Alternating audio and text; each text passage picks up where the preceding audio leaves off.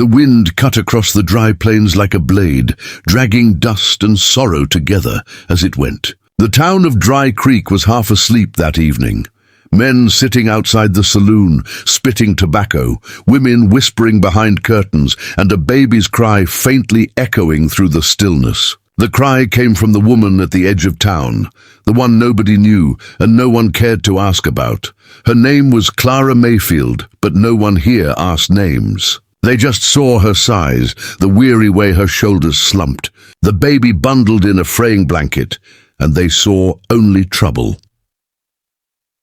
She stood near the broken signpost that said Dry Creek, population 112, though by now half were ghosts or drunks. The wheels of her wagon leaned unevenly, the mule tied to it chewing on dry weeds. She was dust-covered from head to toe, her cheeks streaked where tears had cut through the dirt. A shopkeeper leaned against the doorframe of his store and muttered to the man beside him, "Fat woman's got no business coming out this far, not unless she's run out of road somewhere else." They both laughed, low, cruel. Clara pretended not to hear.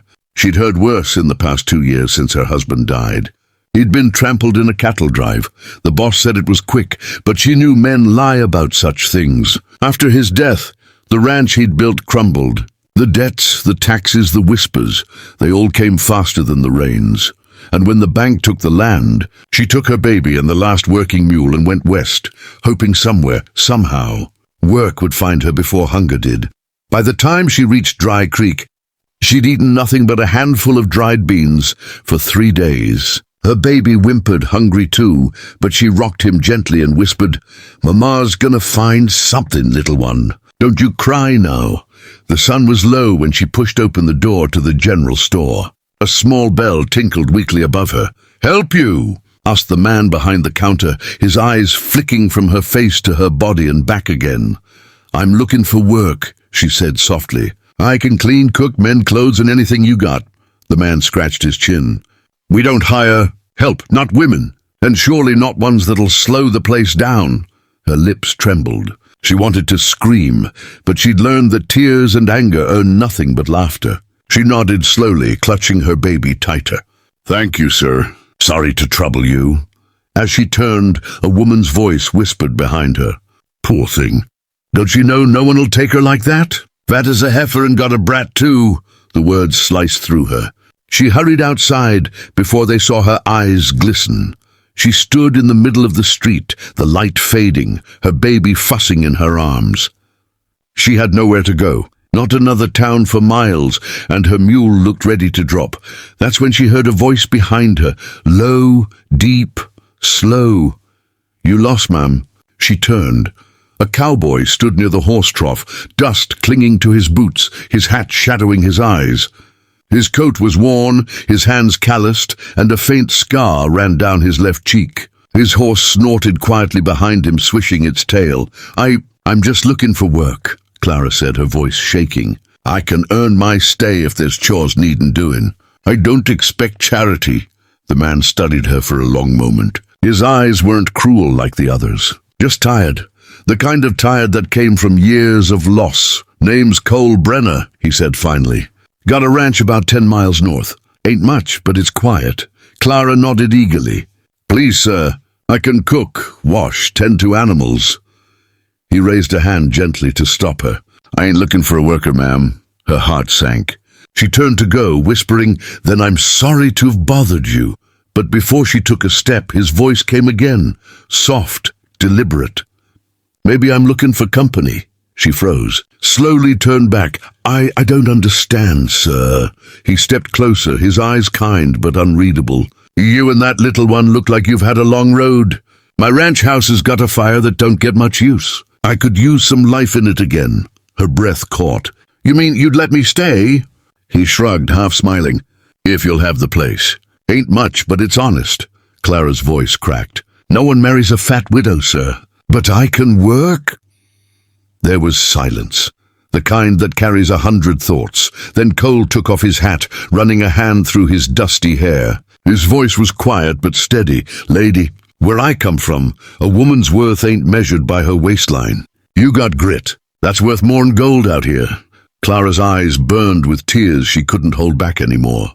She opened her mouth to reply, but no words came. Just a soft sob. Cole looked down at her baby, who had stopped crying, as if even the child understood what had just changed. "Come on," he said softly. "Let's get you fed." They rode north as dusk settled into night. The moon rose pale over the plains, silvering the scrub and sagebrush. Cole rode ahead, his silhouette tall in the saddle, while Clara sat in the wagon, her baby asleep beside her. When they reached the ranch, she couldn't believe it. A small wooden house, rough but sturdy, smoke curling from the chimney. A corral to the side where horses stirred. It wasn't much, but to her it looked like salvation.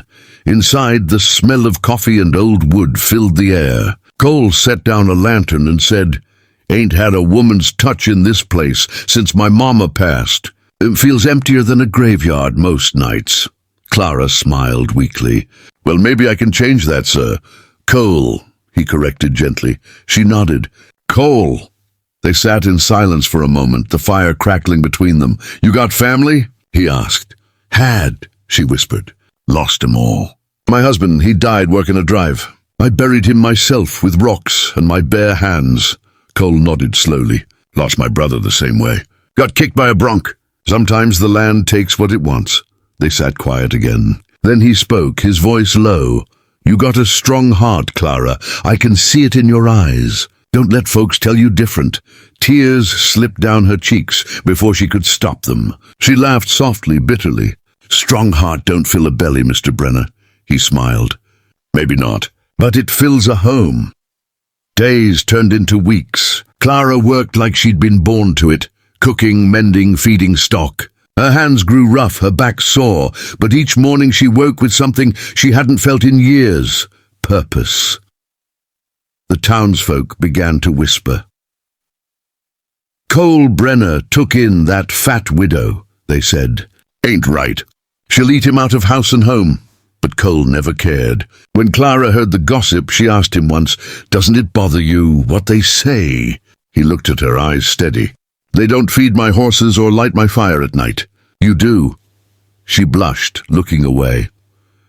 Sometimes, when the work was done and the baby asleep, they'd sit on the porch in silence. The stars spilled across the sky, the coyotes sang in the distance, and the air between them felt heavy with something unspoken. One night, as the wind rustled through the prairie grass, Clara said softly, "I ain't thanked you proper for what you did. You saved me, Cole." He turned toward her, his face half in shadow. "You saved yourself, Clara. I just gave you a place to rest." She hesitated, then whispered, "No one's ever looked at me the way you do." He smiled faintly. Maybe they weren't looking right. The silence stretched between them, not cold, not awkward, but warm, full of meaning. Then, almost without thinking, he reached out and touched her hand. It was rough and calloused, like his own, but soft beneath the grit. Clara looked down at their joined hands, her heart pounding. For the first time in years, she didn't feel invisible. Months later, spring rolled in, green and alive. The ranch flourished. Clara's laugh filled the house, her cooking filled the air, and her baby, now toddling, filled the rooms with joy. One evening, Cole rode into town for supplies. The same shopkeeper who once turned Clara away said with a grin, "So, Brenner, you really married that widow, huh? Must have gone soft." Cole looked him square in the eye, his voice calm but hard. "Soft's the word cowards use when they don't understand love." He turned and walked out, leaving the man speechless.